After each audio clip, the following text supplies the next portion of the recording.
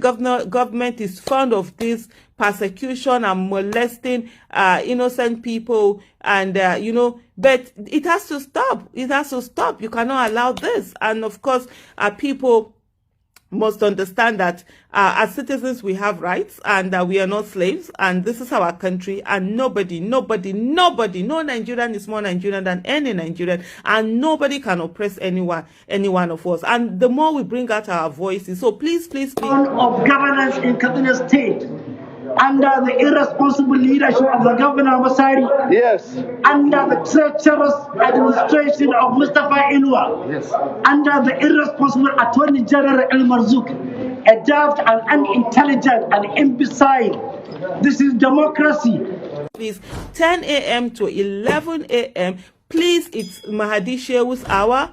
All you need to do is just to do maybe like 10 tweets for him. You can just keep posting the hashtag free Mahadi Shehu, 1 tweet, free Mahadi Shehu, 2 tweets, or 2 Facebook posts.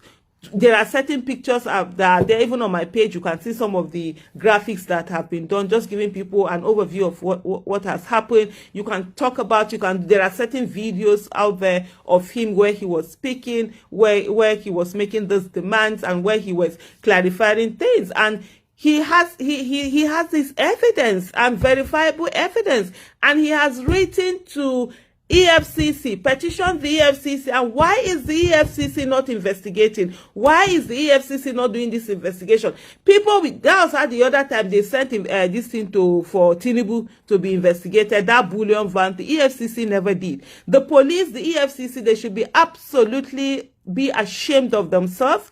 They're constantly being used for regime protection. They should know that their allegiance is to Nigeria and Nigerians, and not to whoever is president and members of the ruling party. No, that's not where their allegiance is. They are not there for regime protection. They are there to protect the lives and properties of Nigerians. And right now, they are not doing that. Owolabi David, good morning. Mariam, thank you so much. God bless you. Momo Osin Ayatu, God bless you. Tid Ogochukwu Alise, thank you so much for your kind words, and amen to that prayers. We must ensure that we are standing for each other. It doesn't matter whether somebody said to me, oh, why are you speaking for him? He's Hausa, you are Esako, what's the business? He's a human being, and that's all that matters. I don't care whether you and I are fighting every day, as long as they touch your freedom, your rights, anything, it's also my own rights they have taught, because injustice to one is injustice to all, and we must begin to take that on. Looking the other way when something is being done to someone, just know that you're giving them enabling environment for them to come out and do this to you. As much as I can, Mahadi Shewu's hour, I will do a bit of Facebook. I've done my tweets. I've done my 10 tweets on Twitter. I'm doing this live. I've posted some things on Instagram. I'll use on my platform to let people know that this is what is happening. To let the government know that we will not be coward. We will not sit down and look the other way. I'm going to stop this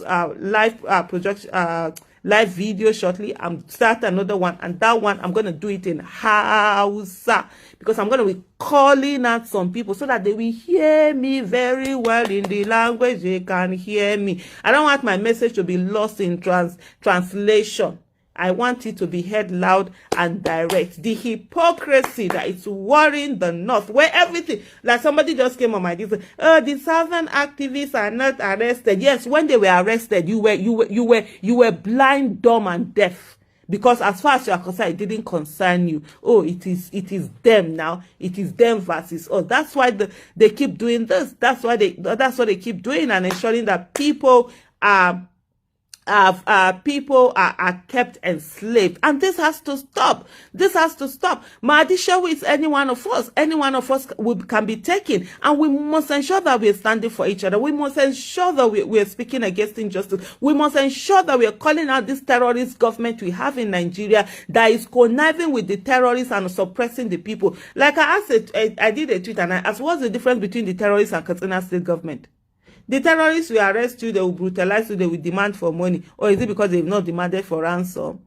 Is that the only difference? Because that's what they're doing to Mahadi Shehu. They've arrested him, they've brutalized him, they've persecuted him, they've done all sorts of heinous things to him. Why? Simply because he said, this is the corruption that is going on, and this is what needs to be done about the corruption. Please, forget about some silly people that will come and start using this North and South divide. There is no North and South divide. We are all facing the same poverty.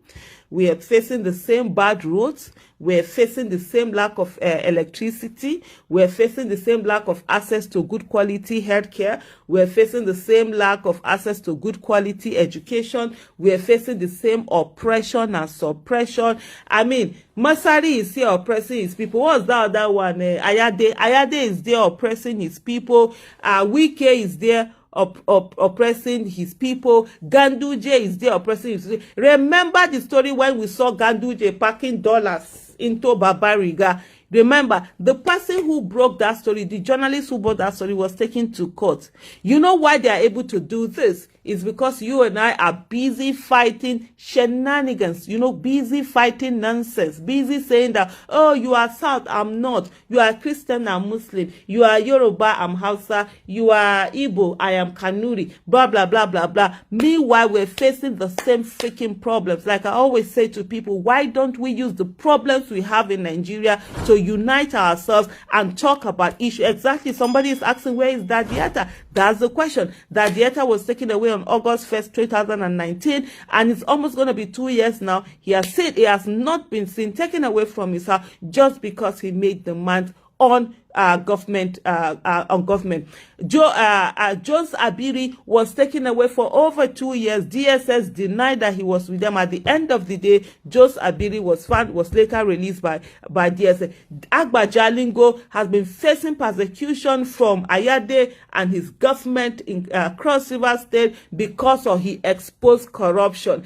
When you expose their corruption, they will tell me to terrorism. But the people who are real terrorists, who are carrying us, are the ones who are being welcomed into the government house. And so all of those things must stop. Forget about it. I always say, for me, I'm like, unite on the problems you have. When you solve all of those problems, and you don't have those problems anymore, guess what you can do? You cannot be asking yourself, okay, hey, okay, because we now have 24/7 electricity, Nigeria is working, the unemployment has been reduced to less than single-digit percentage, everything is good in Nigeria. And can we now remember that we worship different gods? We worship differently, we worship different things, we have different beliefs, we have different tribes. Can we do that? Let's focus on the problems. When we solve the problem, so that let us upgrade our problems. Let us unite, so that instead of fighting for good roads and all of that, we should be fighting for things like let bees have the right flowers to be able to pollinate. That's a good fight, right? I would love to do videos on that instead of doing videos for human beings to be treated as human beings. Thank you so much for joining me now.